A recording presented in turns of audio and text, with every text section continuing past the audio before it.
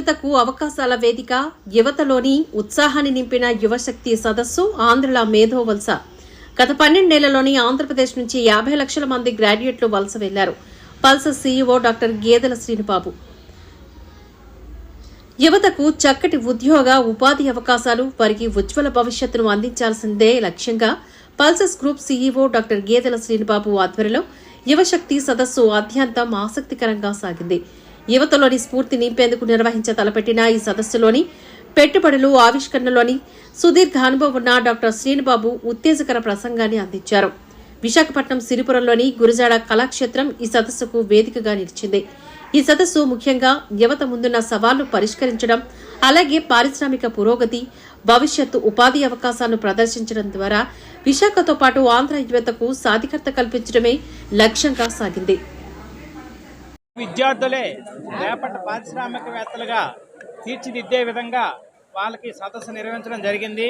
దీని యొక్క ముఖ్య ఉద్దేశం ఇక్కడ లోకల్ ఎంటర్‌ప్రెన్యూర్స్ ఏవైతే ఉంటాయో ఆ ఆపర్చునిటీస్ని యూజ్ చేసుకొని మనం ప్రతి విద్యార్థి ఒక పారిశ్రామికవేత్తగా ఎదగాలి, తరగతి గదులే నూతన ఆవిష్కరణలకు నాంది అని చెప్పడం జరిగింది.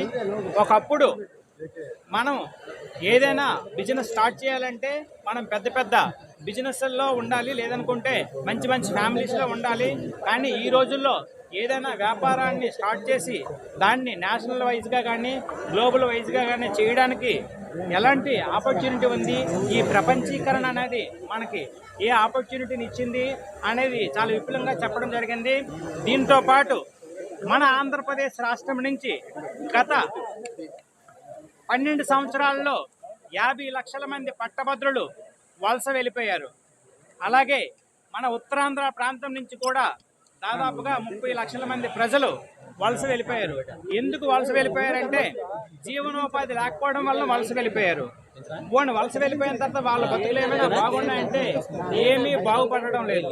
అందుకోసమనే లోకల్గా ఎంప్లాయ్మెంట్ క్రియేట్ చేసుకోవడం ఎలాగా, ప్రతి యువత లోకల్గా ఏం తీసుకొస్తే బాగుంటుంది, వాళ్ళు ఎలాంటి టెక్నిక్స్ని కానీ వాళ్ళు ఇక్కడ అలవర్చుకుంటే అలాంటి కంపెనీలు ఇక్కడ తీసుకురావడానికి మా సాయశక్తిలో ప్రయత్నం చేస్తామని చెప్పేసి, అలాగే విశాఖపట్నం యొక్క ఆపర్చునిటీస్ ఏవైతే ఉన్నాయో దాన్ని విశాఖపట్నం ఆపర్చునిటీస్, బిజినెస్ ఆపర్చునిటీస్, అలాగే మన ఆంధ్రప్రదేశ్లో ఉన్న బిజినెస్ ఆపర్చునిటీస్ గురించి మనం ప్రపంచ వేదికల మీద G20 సదస్సుల ద్వారా చెప్పడం జరిగింది. G20 ప్రెసిడెన్షియల్ ఇయర్ 2023 ఆ ప్రెసిడెన్షియల్ ఇయర్ని మనం జాగ్రత్తగా యూటిలైజ్ చేసుకొని మన విశాఖపట్నం గురించి అలాగే మన ఆంధ్రప్రదేశ్ గురించి చెప్పడం జరిగింది. ఇంతవరకు ఈ యువశక్తి సదస్సులు అలాగే రైతు సదస్సులు ఒక ఐదు యువశక్తి సదస్సులు చేశాం, అలాగే ఒక 5 రైతు సదస్సులు చేశాం, ఇంకొక 5 సామాజిక సదస్సుల ద్వారా ఒక 50 లక్షల మందికి రీచ్ అయ్యాం.